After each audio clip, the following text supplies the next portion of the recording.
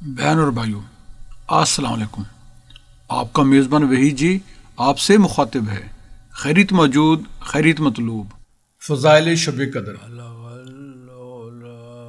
ابن ماجہ شریف میں بیان ہے کہ حضرت انس رضی اللہ عنہ کہتے ہیں کہ ایک مرتبہ رمضان المبارک کا مہینہ آیا تو حضور صلی اللہ علیہ وسلم نے فرمایا کہ تمہارے اوپر ایک مہینہ آیا ہے جس میں ایک رات ہے جو 1000 مہینوں سے افضل ہے۔ جو شخص اس رات سے محروم رہ گیا گویا ساری ہی خیر سے محروم رہ گیا، اور اس کی بھلائی سے محروم نہیں رہتا مگر وہ شخص جو حقیقتاً محروم ہی ہے۔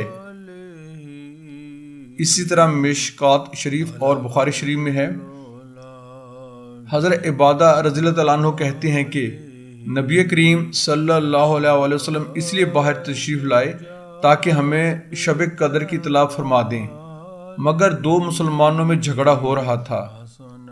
حضور اکرم صلی اللہ علیہ وآلہ وسلم نے ارشاد فرمایا کہ میں اس لیے آیا تھا کہ تمہیں شب قدر کی خبر دوں، مگر فلاں فلاں شخصوں میں جھگڑا ہو رہا تھا کہ جس کی وجہ سے اس کی تعین اٹھا لی گئی۔ کیا بعید ہے کہ یہ اٹھا لینا اللہ کے علم میں بہتر ہو، لہٰذا آپ اس کو 9ویں اور 7ویں اور 5ویں رات میں تلاش کرو۔ نمبر 3، حضرت عبادہ رضی اللہ عنہ نے نبی کریم صلی اللہ علیہ وآلہ وسلم سے شب قدر کے بارے میں دریافت کیا تو آپ صلی اللہ علیہ وآلہ وسلم نے ارشاد فرمایا کہ رمضان کے اخیر عشرہ کی طاق راتوں میں ہے، یعنی 21ویں، 23ویں، 25ویں، 27ویں، 29ویں یا رمضان کی آخری رات میں۔ جو شخص ایمان کے ساتھ ثواب کی نیت سے اس رات میں عبادت کرے اس کے پچھلے سب گناہ معاف ہو جاتے ہیں۔ سبحان اللہ۔ اس رات کی منجملہ اور علامتوں کے یہ ہیں کہ وہ رات کھلی ہوئی چمکدار ہوتی ہے، صاف شفاف، نہ زیادہ گرم نہ زیادہ ٹھنڈی بلکہ معتدل، گویا کہ اس میں انوار کی کثرت کی وجہ سے چاند کھلا ہوا ہے۔ اس رات میں صبح تک آسمان کے ستارے شیاطین کو نہیں مارے جاتے۔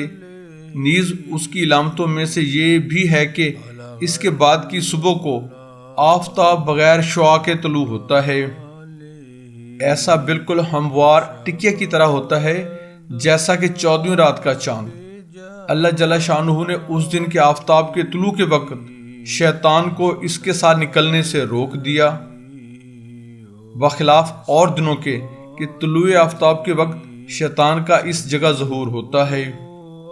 نمبر 4، حضرت عائشہ صدیقہ رضی اللہ عنہا نے حضور اکرم صلی اللہ علیہ وآلہ وسلم سے پوچھا کہ یا رسول اللہ صلی اللہ علیہ وآلہ وسلم، اگر مجھے شب قدر کا پتہ چل جاوے تو کیا دعا مانگوں؟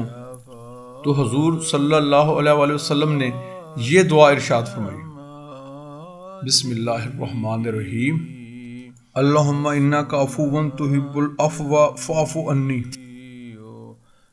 اے اللہ، بے شک تو معاف کرنے والا ہے اور پسند کرتا ہے معاف کرنے کو، بس معاف فرما دے مجھے بھی۔ پہلی شب قدر یعنی 21ویں شب کی عبادت۔ نمبر 1، 21ویں شب کو 4 رکعت نفل نماز پڑھیں۔ ہر رکعت میں بعد سورہ فاتحہ اور سورۃ اخلاص کے 1 مرتبہ سورہ انا انزلناہ پڑھیں۔ بعد سلام 80 مرتبہ یہ درود شریف پڑھیں۔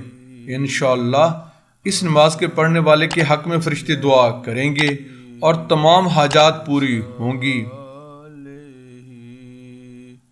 اللہم صلی علی سیدنا محمد النبی الامی وعلی آلہ وصحابہ وبارک وسلم۔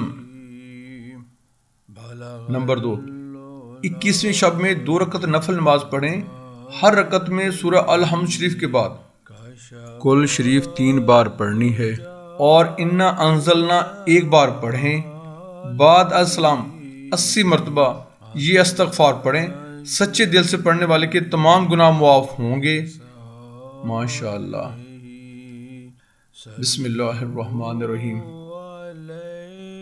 استغفر اللہ الذی لا الہ الا هو الحی القیوم واتوب الیہ۔ خاص وظیفہ 21ویں شب۔ اس کے بعد 21 مرتبہ سورہ القدر پڑھیں۔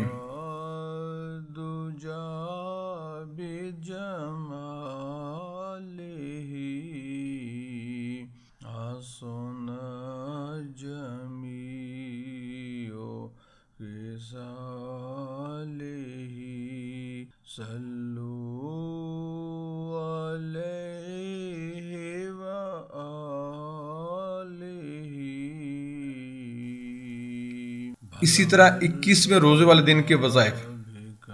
نمبر 1، بعد از نماز فجر اللہ تعالیٰ کا پیارا نام یا حافظ 300 مرتبہ پڑھیں۔